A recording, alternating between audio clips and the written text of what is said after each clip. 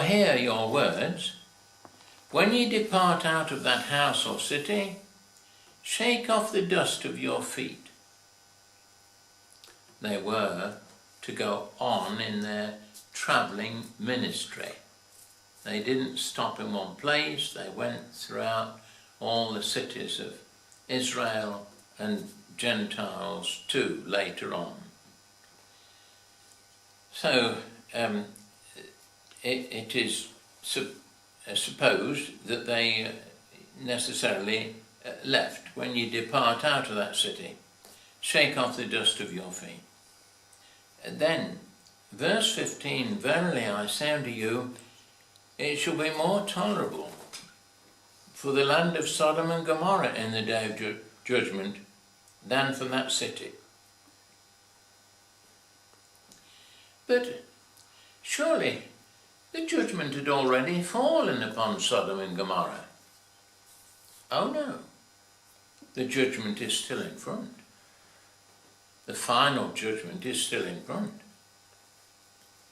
Now, how can judgment be more tolerable in the way it's measured out to some than to others? Now, these things are hidden from us as to exactly how the Lord will display these degrees of judgment in that world to come. It shall be more tolerable. But it's to be less tolerable for those places that have heard the gospel preached, heard the words of Jesus. In other words, those that have been more privileged and favoured when the gospel is refused will be more severely judged than those who had but little to go on. You say, well, Sodom and Gomorrah never heard the gospel, but they had Lot in their midst, a man whose righteous soul was vexed from day to day with the filthy conversation of the wicked.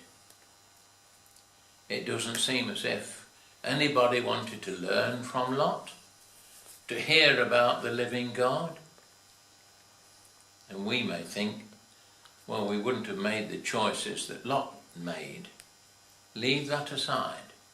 In the New Testament, Lot is spoken of as one of those who by faith did what he did. Peter particularly speaks about the way his righteous soul was vexed from day to day. Well now, I think I've said quite enough about that part of the reading. But shall we go back to that verse? The kingdom of heaven is at hand.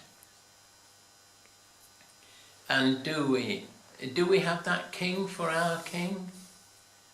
Do we look to that king? His second coming is at hand, nearer and nearer, closer and closer.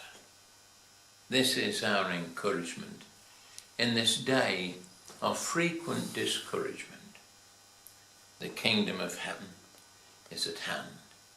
The King has come, accomplished his work, returned to heaven, and is coming again. As he said, I will come again and receive you unto myself. Now that's quite sufficient. Alan, if you please give out a